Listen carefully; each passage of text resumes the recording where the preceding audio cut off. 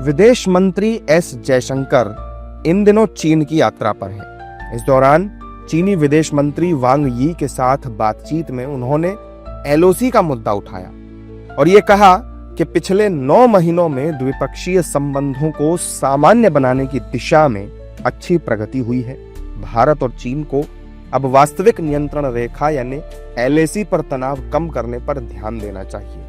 जयशंकर के इस बयान पर राजनीतिक प्रतिक्रियाएं भी आ रही हैं। बीजेपी के नेता एस जयशंकर के बयान को भारत का मजबूत कूटनीतिक कदम बता रहे हैं। विदेश मंत्री जयशंकर जी ने जो कहा है वो भारत की डिप्लोमेसी की लाइन है। भारत सभी देशों के साथ अपने संबंध अच्छे चाहता है, किंतु उसके साथ साथ यदि कोई देश आतंकवाद को पनाह देंगे या आतंकवाद को सपोर्ट करेंगे या उन देशों को सपोर्ट करेंगे जो आतंकवाद की पनाहगाह है, तो फिर ये व्यवस्था बन नहीं पाती है।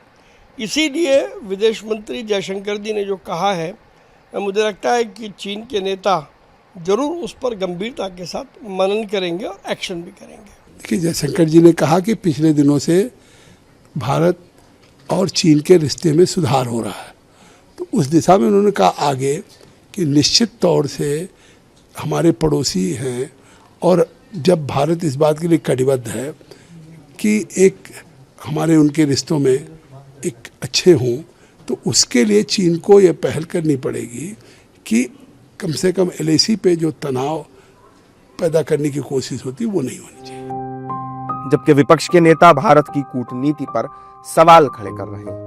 तो आज हमारी जो स्पष्ट नीति होनी चाहिए वो कहीं न कहीं हमारी स्पष्ट नीति नजर नहीं आ रही है, और चीन के संबंध में जो बातें आनी चाहिए या जो नीति दिखनी चाहिए उसमें हम आज भी फेल हैं। एलएसी पर भारत और चीन का संबंध अच्छा होना चाहिए, और जो वीज़ा पॉलिसी है या कहा जा सकता है जो एयरलाइंस का कनेक्शन है एस्टेब्लिश होना चाहिए।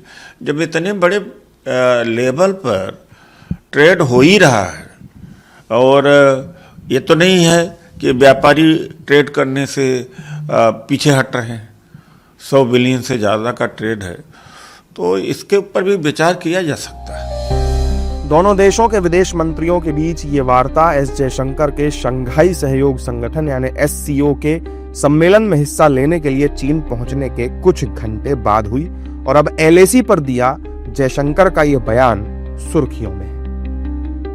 ऐसे ही खबरों के लिए सुदामा न्यूज को लाइक और फॉलो करना ना भूलें।